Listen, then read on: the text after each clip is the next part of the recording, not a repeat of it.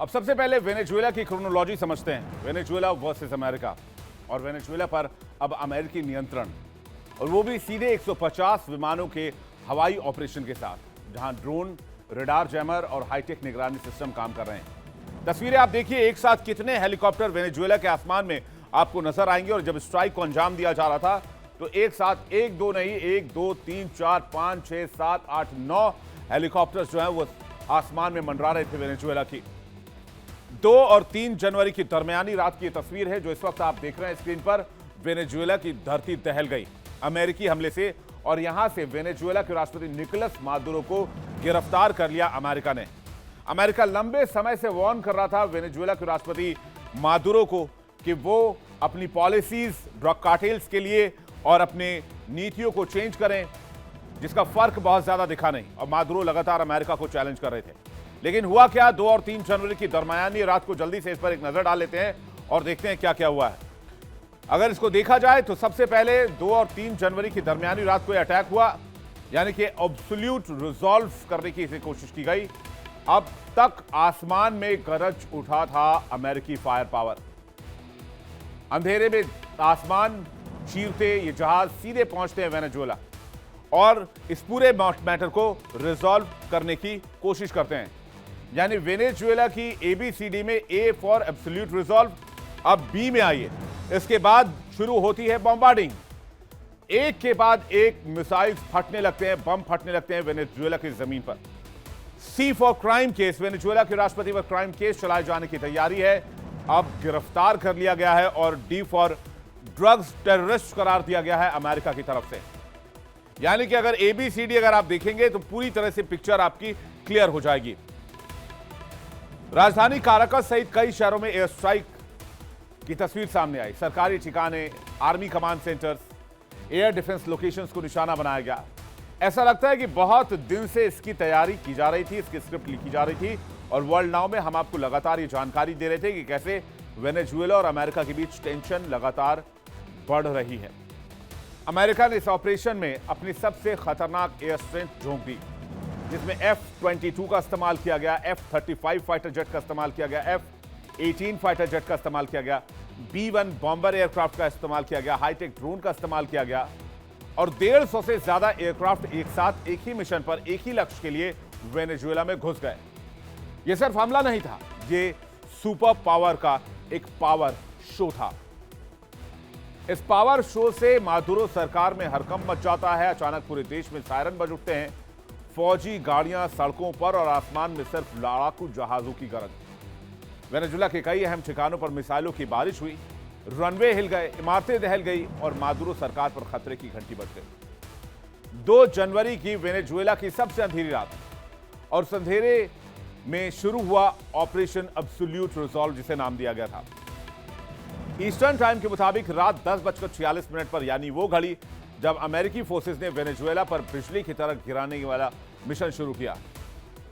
America का operation absolute resolve Venezuela में गुप्त सैन्य अभियान, नाम दिया गया absolute resolve, operation absolute resolve. राष्ट्रपति डोनाल्ड ट्रंप ने रात 10:46 पर इसे अंतिम मंजूरी दी, और उसके बाद धड़धड़ाते हुए एक साथ 150 से ज्यादा एयरक्राफ्ट जो है वो वेनेजुएला की सीमा में दाखिल हो गए, जिसमें F-22, F-35, F-18, B-1 bomber और ड्रोन तैनात किए गए।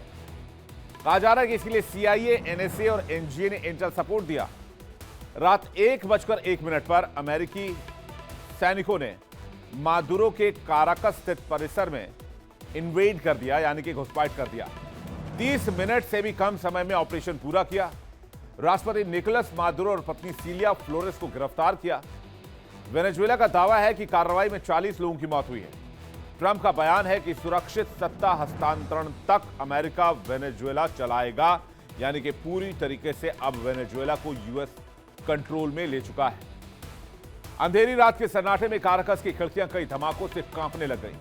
आसमान में उड़ते हेलीकॉप्टर्स की तेज आवाज से जमीन पर उड़ती धूल और खास हथियारों के साथ उतरते अमेरिकी स्पेशल फोर्सेस के जवान।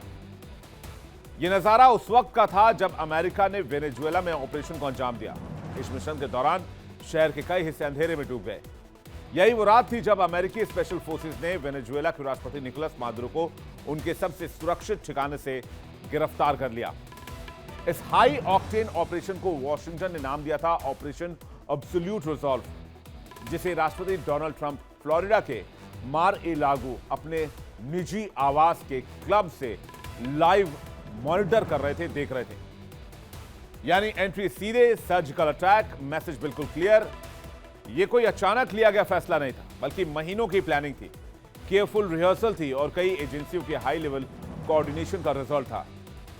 ज्वाइंट चीफ्स ऑफ स्टाफ के चेयरमैन जनरल डैन केन ने कहा कि इस ऑपरेशन का नाम एब्सोल्यूट रिजॉल्व है और ये मिशन अंधेरी रात में शुरू हुआ, ताकि दुश्मन को समझ ही ना आए कि उसका अंत उसके सामने खड़ा है।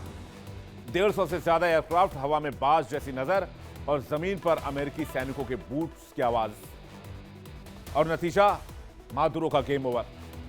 अमेरिका ने क्लियर कर दिया, जिसे हटाना है उसे अंधेरी रात भी नहीं बचा सकती, और ठीक ऐसा ही हुआ वेनेजुएला में।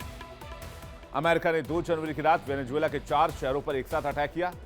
इस दौरान निकोलस मादुरो एक मिलिट्री बेस में सो रहे थे। तभी अमेरिका की सीक्रेट डेल्टा फोर्स ने सर्च ऑपरेशन कर उन्हें ढूंढ निकाला। सैनिकों ने मादुरो और उनकी पत्नी सीलिया को बेडरूम से बाहर निकाला और अपने कब्जे में ले लिया। दोनों को 4 जनवरी की आधी रात अमेरिका लाया गया। मादुरो को लेकर एक विमान न्यूयॉर्क शहर के नॉर्दर्न सबर्ब्स यानी कि उत्तरी उपनगर में स्थित एक हवाई अड्डे पर उतरा, जहां विमान से मादुरो को उतारा गया और वो सावधानी से सीढ़ियों से नीचे उतरे। उन्हें चारों तरफ से फेडरल एजेंट्स ने घेर रखा था, जिसकी तस्वीरें इस वक्त हम आपको दिखा रहे हैं। जरा फुल स्क्रीन ये तस्वीर देखिए। कई एजेंट्स ने अपने फोन से उनकी वीडियो भी बनाई। इसके बाद उन्हें हेलीकॉप्टर बिठाया गया और हेलीकॉप्टर में यहां से उन्हें यूएस के मैनहट्टन शहर ले जाया गया, जहां कानून प्रवर्तन वाहनों का एक काफिला उनका इंतजार कर रहा था, ताकि उन्हें पास के अमेरिकी ड्रग इन्फोर्समेंट एडमिनिस्ट्रेशन यानी कि DEA के कार्यालय ले जा सके। इसमें एक बख्तरबंद गाड़ी भी शामिल थी। व्हाइट हाउस के एक सोशल मीडिया अकाउंट पर पोस्ट किए गए वीडियो में मादुरो स्माइल करते हुए नजर आ रहे हैं, जबकि 2 DEA एजेंट उनकी बाहों को पकड़े हुए उन्हें कार्यालय के अंदर ले जा रहे हैं।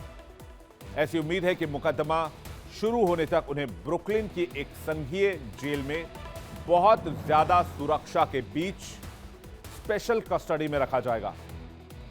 वहीं ट्रंप ने वेनेजुएला की कमान उपराष्ट्रपति डेल्सी रोड्रिग्स के हाथों सौंप दी है।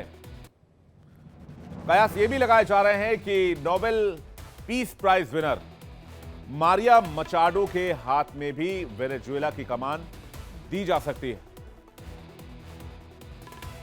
वेनेजुएला में अमेरिका ने जो खौफ का माहौल बनाया था, अब उसका नया रंग सामने आया है। डोनाल्ड ट्रंप ने धमकी से बढ़कर अब सीधे राष्ट्र निर्माण के बिजनेस में कदम रख दिया है।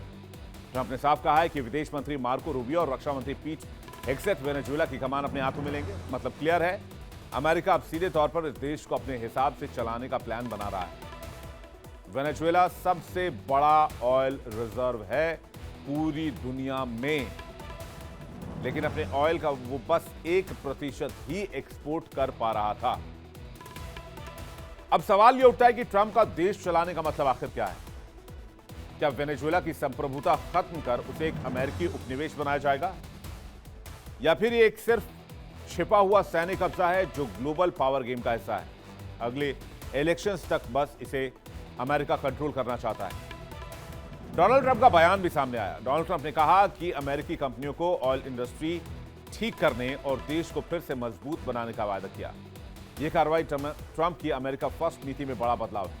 एक्सपर्ट्स की माने तो अगर यह कामयाब हुआ तो ट्रंप की विरासत बहुत मजबूत हो जाएगी, लेकिन अगर गड़बड़ हुई तो लंबा युद्ध, बेहिसाब पैसों की बर्बादी या फिर अराजकता वेनेजुएला में फैल सकती है, जो अमेरिकी प्रशासन की एक बड़ी नाकामी मानी जाएगी।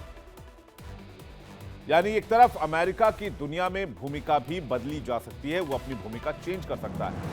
कई देश इसे इंपीरियलिज्म यानी कि साम्राज्यवाद कह रहे हैं, यानी अमेरिका दूसरे देशों पर कब्जा करना चाह रहा है। खासकर तेल के लिए वेनेजुएला के पास दुनिया का सबसे बड़ा तेल भंडार है, जैसे कि मैंने आपको बताया।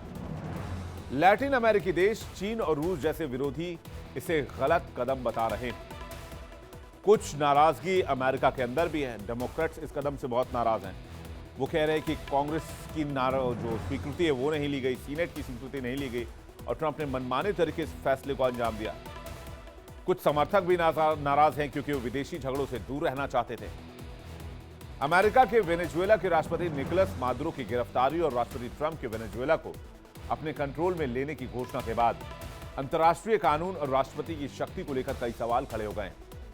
ट्रंप प्रशासन ने अभी तक सार्वजनिक रूप से ये नहीं बताया है कि वो किस तरह से वेनेजुएला को चलाएंगे।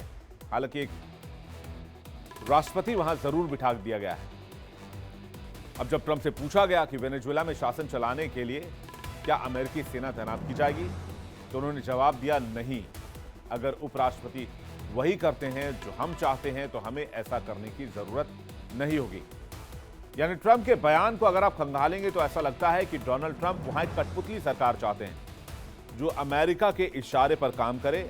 अमेरिका बोले खड़ा हो जाओ तो वो खड़े हो जाएं, अमेरिका कहे बैठ जाओ तो वो बैठ जाएं, अमेरिका से कोई काउंटर क्वेश्चन ना करे। इससे सवाल ये उठता है कि अगर रोड्रिग्स पद छोड़ने से इनकार करती हैं तो अमेरिकी राष्ट्रपति वेनेजुएला का शासन कैसे चलाएंगे। कार्डोजो स्कूल ऑफ लॉ की प्रोफेसर और विदेश विभाग की पूर्व वरिष्ठ वकील रेबेका इंगबर ने कहा कि उन्हें अमेरिका के लिए वेनेजुएला को नियंत्रित करने का कोई कानूनी तरीका तो नजर नहीं आता है। वो ये भी कह रही हैं कि अंतर्राष्ट्रीय कानून के तहत ये एक अवैध कब्जा है और घरेलू कानून के तहत राष्ट्रपति को ऐसा करने का कोई अधिकार ही नहीं है। अमेरिकी राष्ट्रपति डोनाल्ड ट्रंप ने वेनेजुएला में ऑपरेशन को लेकर प्रेस कॉन्फ्रेंस भी की। उन्होंने कहा कि वेनेजुएला पर अब हमारा कंट्रोल है और इससे वेनेजुएला के लोग खुश हैं। ट्रंप ने कहा कि इस ऑपरेशन से पूरे क्षेत्र में ड्रग्स के नेटवर्क का खात्मा हो गया है। ट्रंप ने इस ऑपरेशन के लिए अमेरिकी सेना को बधाई भी दी है। सवाल यह है कि ये जो तनाव शुरू हुआ है ये रुकेगा कहां जाकर, या फिर अमेरिका वेनेजुएला टकराव एक नए मोड़ पर पहुंचेगा। वेनेजुएला की कूटनीति बनाम अमेरिकी दबाव की कहानी क्या कहती है, आइए देखते हैं। वेनेजुएला के तेल भंडार ने इसे ग्लोबल पावर प्ले का एक सेंटर बना दिया है क्योंकि अमेरिका के खिलाफ कई पावरफुल देश खड़े हो गए हैं। विश्व के सबसे बड़े खिलाड़ी इस क्षेत्र पर नजर बनाए हुए हैं। तेल की किल्लत और कीमतों की बढ़ोतरी से वैश्विक अर्थव्यवस्था प्रभावित हो सकती है। मादुरो ने रूस और चीन जैसे देशों के साथ रणनीतिक गठजोड़ अपने रिजीम में बढ़ाए हैं, इसलिए अमेरिका के इस फैसले को रूस और चीन हजम नहीं कर पा रहे हैं। रूस चीन ब्लॉक के साथ वेनेजुएला की साझेदारी अमेरिका की वैश्विक दबाव नीति को चुनौती है। राष्ट्रपति निकोलस मादुरो की नीतियां अमेरिका के लिए एक चुनौती बन चुकी। वेनेजुएला और अमेरिका दो देश, लेकिन रिश्ते दुश्मनी के। तनातनी की वजह क्या है, चलिए इस कहानी को समझने की कोशिश करते हैं। कहते हैं ये कहानी शुरू होती है तेल से, सत्ता से और ताकत के उस खेल से जिसमें सबसे बड़ा खिलाड़ी बनना चाहता है अमेरिका और अपना घर बचाए रखना चाहता है वेनेजुएला। यही है दोनों तरफ का इंटरेस्ट। एक समय था जब वेनेजुएला की धड़कती तेल इंडस्ट्री पर अमेरिका की दिग्गज कंपनियों का डंका बजता था। तो कहा जाता था कि ये देश नहीं बल्कि एक चलता फिरता ऑयल टैंक है। और आज की तारीख में भी वेनेजुएला दुनिया का सबसे बड़ा ऑयल रिजर्व है। यानी वेनेजुएला को आप इस दुनिया का तेल टैंक भी कहें तो गलत नहीं होगा। तेल इतना कि ये मुल्क, छोटा सा मुल्क, अकेले खाड़ी देशों को टक्कर देता है। सारा मिडिल ईस्ट एक तरफ, वेनेजुएला का ऑयल रिजर्व एक तरफ, इतना ऑयल। लेकिन इस बीच सबसे इंपॉर्टेंट क्वेश्चन, इस तेल का असली मालिक कौन है? लैटिन अमेरिकी देश वेनेजुएला के तेल पर किसका हक है? वेनेजुएला के तेल कुओं पर कभी अमेरिकी मल्टीनेशनल कंपनियों का खुला राज चलता था। यह कहानी कुछ कुछ ईरान से भी मैच करती है। ईरान में भी कभी ऐसा ही हुआ करता था। कहते हैं वेनेजुएला में अमेरिकी कंपनियों का कॉन्ट्रैक्ट भी हुआ करता था, मुनाफा भी उन्हीं का होता था और फैसले भी उनके लिए ही लिखे जाते थे। इससे वेनेजुएला के हाथ कुछ नहीं लगता था और यही सबसे बड़ी चीज थी वेनेजुएला के लिए। सरकार बदलती रही, सत्ता बदलती रही, लेकिन तेल पर विदेशी कंपनियों की मोनोपोली लंबे समय तक जस की तस रही। इससे वेनेजुएला के हालात कभी नहीं बदले। तेल के दम पर वेनेजुएला की अर्थव्यवस्था खड़ी हुई, लेकिन इसी तेल ने देश की राजनीति को खोखला कर दिया। धीरे धीरे कहानी बदली, सोशलिस्ट मॉडल आया और वेनेजुएला ने कहा कि अब हमारी जमीन का तेल हमारे देश के ही काम आएगा। यानी कि ऑयल डिपोज को या फिर ऑयल रिफाइनरी सेक्टर को या तेल के कुओं को नेशनलाइज कर दिया गया और अमेरिकी निजी कंपनियों के कंट्रोल से इसे बाहर कर दिया गया। और यही थी कहानी वेनेजुएला और अमेरिका के बीच टकराव शुरू होने की। अमेरिकी कंपनियों को वेनेजुएला में वैसा खुला मैदान इसके बाद नहीं मिल पाया और फिर शुरू हुआ दबाव, सैंक्शंस और कूटनीतिक टकराव का नया चक्कर। वेनेजुएला दुनिया का सबसे बड़ा ऑयल रिजर्व, तेल इतना कि अमेरिका भी पानी मांग जाए, लेकिन देश में मादुरो की सरकार अमेरिका को कभी रास आई ही नहीं। अमेरिका कहता है कि मादुरो डिक्टेटर हैं, चुनाव फिक्स करते हैं, ड्रग कार्टेल चलाते हैं, मानवाधिकार कुचलते हैं और देश को बर्बाद कर रहे हैं। लेकिन मादुरो कहते हैं कि अमेरिका को इससे कोई लेना देना नहीं, ना लोकतंत्र से लेना देना है, ना वहां के लोगों से कोई लेना देना है, ना करप्शन से कोई लेना देना है। अमेरिका को चाहिए तो सिर्फ और सिर्फ तेल, और सरकार बदलकर वो अपना पपेट रिजीम कायम करना चाहता है। अमेरिका ने वेनेजुएला पर एक के बाद एक कई सख्त पाबंदियां लगाई। डॉलर पर रोक, मादुरो सरकार को दुनिया से काटने की कोशिश। तो तेल की जंग जो है वो कब से और कैसे शुरू हुई, कब तेल मिला, कब तक ये कंट्रोल में रहा अमेरिका के, कब वहां से बाहर आया, दुश्मनी कैसे बनी, इसकी टाइमलाइन पर एक जल्दी से नजर डालते हैं। कहानी शुरू थी आज से 105 साल पहले। चले जाइए अब 1920 में। 1920 से 1930 तक 1922 वो साल था जब माराकाइबो में झील के पास सबसे बड़े ऑयल रिजर्व की खोज हुई। स्टैंडर्ड ऑयल जैसी अमेरिकी कंपनियों ने इसके बाद वेनेजुएला में बहुत ज्यादा पैसा पंप करना शुरू किया और 1928 तक वेनेजुएला दुनिया का सबसे टॉप ऑयल एक्सपोर्टर बन गया। मेन सप्लायर कौन कौन थे? 1990 से 2000 के दशक में अमेरिका के लिए तेल हब बन चुका था वेनेजुएला। हर दिन की अगर बात की जाए तो 1.5 से 2 मिलियन बैरल कच्चा तेल निर्यात करता था वेनेजुएला। अमेरिका की रिफाइनरियों के लिए वेनेजुएला का हेवी क्रूड सबसे मुफीद था। पीडीवीएसए की अमेरिकी कंपनी सिटगो सप्लाई चेन की रीढ़ बनी। वेनेजुएला दुनिया के टॉप ऑयल एक्सपोर्टर्स में टॉप पर आ गया था। इस दौर में अमेरिकी निवेश से तेल उत्पादन चरम पर हुआ और तेल उत्पादन से लेकर निर्यात तक अमेरिका की बहुत गहरी पकड़ वेनेजुएला में हुआ करती थी। साल 2020 साल 2000 तक फिर शुरू हुआ नेशनलाइज करने का दौर,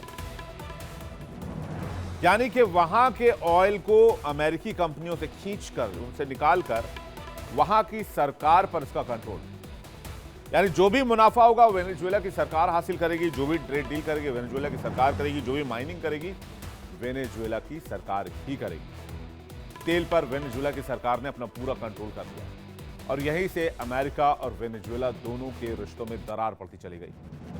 साल 2014 में एक अंतर्राष्ट्रीय मध्यस्थता पैनल ने वेनेजुएला को आदेश दिया कि एक्सॉन मोबिल को 1.6 अरब डॉलर का मुआवजा दिया जाए, लेकिन ये पैसा आज तक विवादों में फंसा हुआ है और ट्रंप उसी पुराने फैसले को नई रणनीति का हथियार बना रहे हैं। तेल टैंकरों की नाकेबंदी, आर्थिक दबाव और खुले शब्दों में चेतावनी, और उसके बाद वेनेजुएला पर अटैक। अब कह रहे हैं कि भाई वेनेजुएला पर तो एक्शन हो गया, वेनेजुएला तो अब अमेरिका के कंट्रोल में है, अब किसका निशाना, अब कौन है अगला नंबर? कहते हैं मैक्सिको, क्यूबा और कोलंबिया पर भी खतरा है। कोलंबिया पर ट्रंप बड़ा एलिगेशन लगाते हैं, ड्रग्स बनाने और कार्टेल को फना देने का आरोप लगाते हैं। ट्रंप ने सख्त चेतावनी दी है कि नहीं सुधरे तो अंजाम भुगतना होगा। इसके लिए अमेरिका में हलचल बढ़ गई है, टेंशन भी बढ़ सकती है। तो क्या नए सैन्य ऑपरेशन की तैयारी की जा रही? दुनिया की नजरें फिर अमेरिका पर टिकी हुई हैं। अमेरिका के राष्ट्रपति डोनाल्ड ट्रंप ने एक बार फिर भयंकर चेतावनी जारी की है। वेनेजुएला में निकोलस मादुरो के बाद अब मैक्सिको, क्यूबा और कोलंबिया को अमेरिका अगला निशाना बना सकता है। क्या ये देश भी अब अमेरिकी दबाव और साजिश के तहत आएंगे? इसलिए आपको बताते हैं कि इस राजनीतिक घमासान की पूरी सच्चाई क्या है। वेनेजुएला पर अमेरिकी हमले और ट्रंप की धमकी ने अंतर्राष्ट्रीय राजनीति में भूचाल ला दिया है। साफ ट्रंप ने कहा है कि वेनेजुएला के बाद अमेरिका की नजर मैक्सिको, क्यूबा और कोलंबिया पर टिकी हुई है। उनके इस बयान ने इन देशों में खलबली मचा दी है। मैक्सिको जो पहले से ही अमेरिका के साथ सीमाओं और ड्रग कार्टेल के मुद्दों से जूझ रहा है, वो अब नए खतरे का सामना करेगा। क्यूबा जो दशकों से अमेरिकी प्रतिबंध का सामना करता रहा है, वो अब और भी मुश्किल दौर में फंस सकता है। और कोलंबिया जो अमेरिका का काउंटर नार्कोटिक और सुरक्षा साझेदार माना जाता है, अब वो भी इसकी धमकी से अछूता नहीं है। ट्रंप ने चेतावनी ऐसे समय में दी है जब अमेरिका अपनी विदेश नीति को और अधिक आक्रामक और हस्तक्षेपकारी बनाने की फिराक में। और यही वजह है कि वेनेजुएला को इस तरह से हिट किया गया। जरा तस्वीरें एक बार आपको फुल स्क्रीन देखिए, किस कदर तबाही मचाई है एक रात में अमेरिका ने वेनेजुएला में।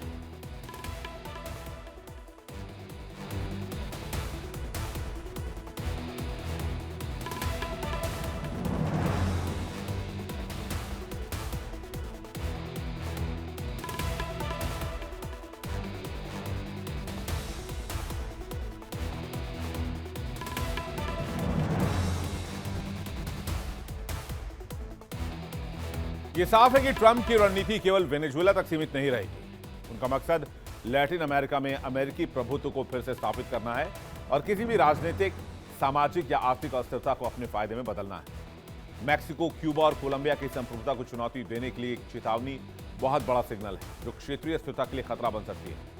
अमेरिका ने इन देशों पर ड्रग्स बनाने और कार्टेल को पनाह देने का आरोप लगाया। सवाल उठता है कि क्या ये तीनों देश भी मादुरो की तरह अमेरिका के निशाने पर आने वाले हैं, और क्या ये धमकी सिर्फ बयानबाजी है या फिर इसके पीछे छिपा है कोई और मैसेज।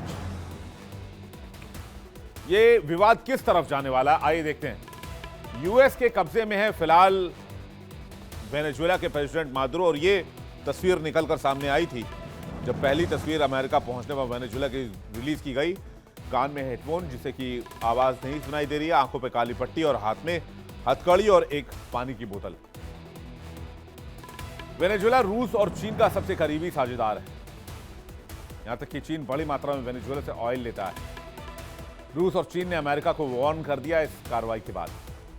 चीन ने अमेरिका की कार्रवाई को एक तरफा और अवैध बताया है। मॉस्को ने इसे वैश्विक कानून व्यवस्था का उल्लंघन करार दिया है, क्योंकि वेनेजुएला आपको पता है दुनिया का सबसे बड़ा ऑयल रिजर्व है और इसलिए यहां अमेरिका के खिलाफ कई देशों को एकजुट होने का मौका मिल गया है। इटली ने भी अमेरिका की कार्रवाई पर चिंता जाहिर कर दी है। ईरान मिडिल ईस्ट की राजनीति में भी बड़ा उलटफेर दिखा जा रहा है। न्यूक्लियर एस्केलेशन का डर भी बढ़ गया है। वेनेजुएला पर अमेरिका का तगड़ा हमला और इसी के साथ दुनिया बंट गई दो हिस्सों में। राष्ट्रपति मादुरो और उनकी पत्नी सिलिया फ्लोरेस को गिरफ्तार कर अमेरिका ने ऐतिहासिक कदम उठाया है, लेकिन क्या यह कार्रवाई शांतिपूर्ण है या फिर दुनिया को एक नए भू राजनीतिक संकट में खींच रहा है। देखिए रूस, चीन और इटली और ब्रिटेन जैसे बड़े देशों ने क्या क्या कहा है। रूस ने इस अमेरिकी हमले की कड़ी शब्दों में निंदा की है। मॉस्को ने इसे वैश्विक कानून व्यवस्था का उल्लंघन करार दिया है और चेतावनी दी है कि ऐसे कदमों से अंतर्राष्ट्रीय शांति खतरे में पड़ सकती है। रूस का मैसेज क्लियर है, अमेरिका को अपने साम्राज्यवादी सपनों को छोड़ना होगा। चीन ने भी अमेरिका के इस कार्रवाई को एक तरफा और अवैध करार देते हुए सभी पक्षों से संयम बरतने की अपील की है। वेनेजुएला की समस्याओं को लेकर बीजिंग ने कहा है कि एक आंतरिक समस्या और वहां का समाधान वहां के लोगों की सहमति से होना चाहिए, न कि किसी बाहरी ताकत के दबाव में। इटली और ब्रिटेन जैसे यूरोपीय देश भी इस हमले को लेकर बटे हुए हैं। इटली ने अमेरिका की कार्रवाई पर चिंता जाहिर किया और कहा है कि संकट का समाधान कूटनीति से संभव है। वहीं ब्रिटेन ने अमेरिका का समर्थन करते हुए इसे जिम्मेदार और आवश्यक कदम बताया है जो क्षेत्रीय स्थिरता के लिए जरूरी है। अब आपको बताने जा रहे हैं वो जो दुनिया के लिए खतरनाक मैसेज है। अमेरिका के वेनेजुएला के राष्ट्रपति निकोलस मादुरो की गिरफ्तारी के ऐलान के साथ एक बड़ा भू राजनीतिक तूफान उठता हुआ दिखाई दे रहा है। और सबसे बड़ा झटका किसने दिया? नॉर्थ कोरिया के तानाशाह किम जोंग उन ने। मादुरो की गिरफ्तारी को लेकर अंतर्राष्ट्रीय सत्ता को चुनौती मानते हुए किम जोंग उन ने तुरंत जवाबी कार्रवाई की मांग उठा दी। नॉर्थ कोरिया ने अपने मिसाइल परीक्षणों की संख्या और तीव्र कर दिया है, जिससे वैश्विक स्तर पर एक नई सुरक्षा चिंता पैदा हो गई है।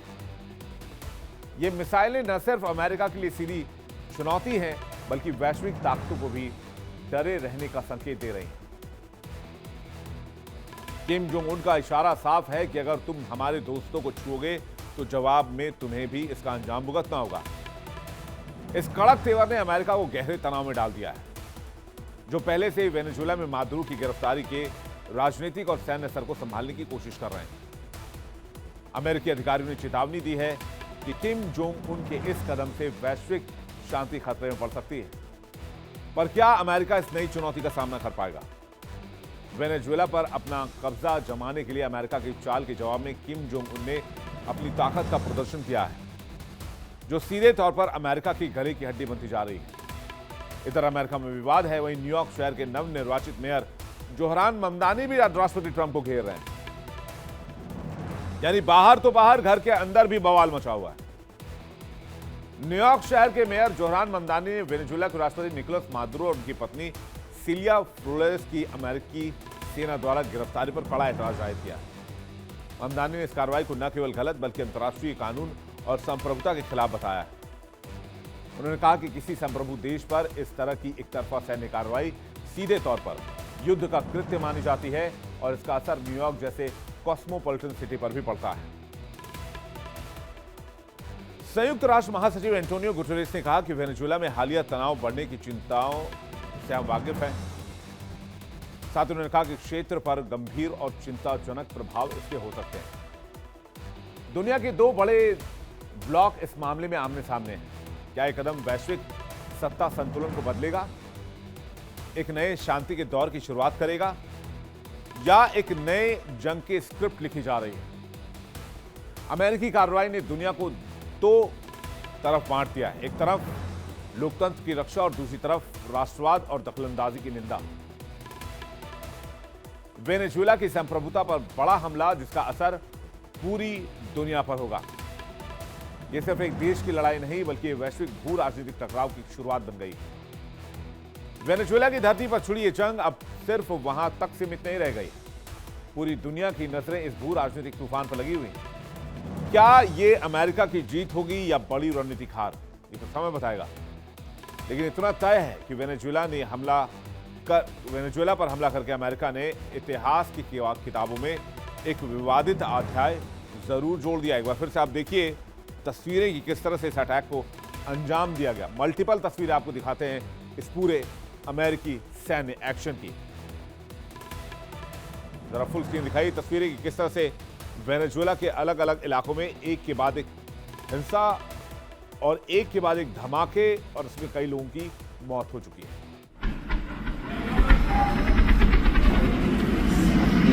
Mira, pero ven acá, no se me